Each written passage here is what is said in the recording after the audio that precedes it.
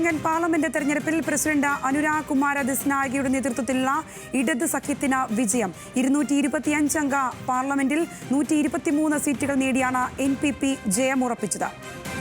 കൂടുതൽ വിവരങ്ങളുമായി ഇന്റർനാഷണൽ ഡെസ്കിൽ നിന്നും അശ്വതി വിശ്വനാഥൻ ചേരുന്നു. അശ്വതി, ശ്രീലങ്കയിലെ ഈ ചരിത്ര വിജയം എത്തരത്തിലാണ് നോക്കിക്കാണുന്നത്? ഒപ്പം തന്നെ അതിന് മറ്റു വിശദാംശങ്ങൾ കൂടി.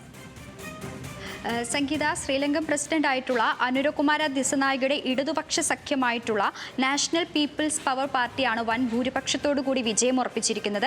225 അംഗ അസംബ്ലിയിൽ 123 സീറ്റുകൾ നേടിയിട്ടാണ് ഇവർ ജയം ഉറപ്പിച്ചിരിക്കുന്നത്. ഏകദേശം 62% വോട്ടുകളാണ് നേടിയിരിക്കുന്നത്.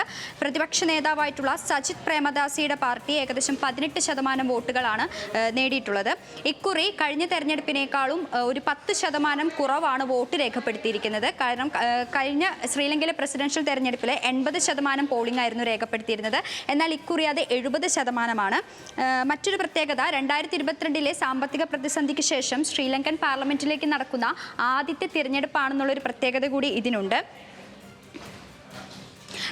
മറ്റൊരു കാര്യം എടുത്തു പറയാനുള്ളത്, കഴിഞ്ഞ പ്രസിഡന്റ് തെരഞ്ഞെടുപ്പിൽ ദിസനായകയോട് തോറ്റിട്ടുള്ള റെനിൽ വിക്രമസിംഗയും രാജപക്സെ സഹോദരങ്ങളും ഇക്കുറി പാർലമെന്റ് തെരഞ്ഞെടുപ്പിൽ ഇവരോടൊപ്പം മത്സരിച്ചിട്ടില്ല എന്നുള്ളതും എടുത്തു പറയേണ്ട ഒന്നാണ്.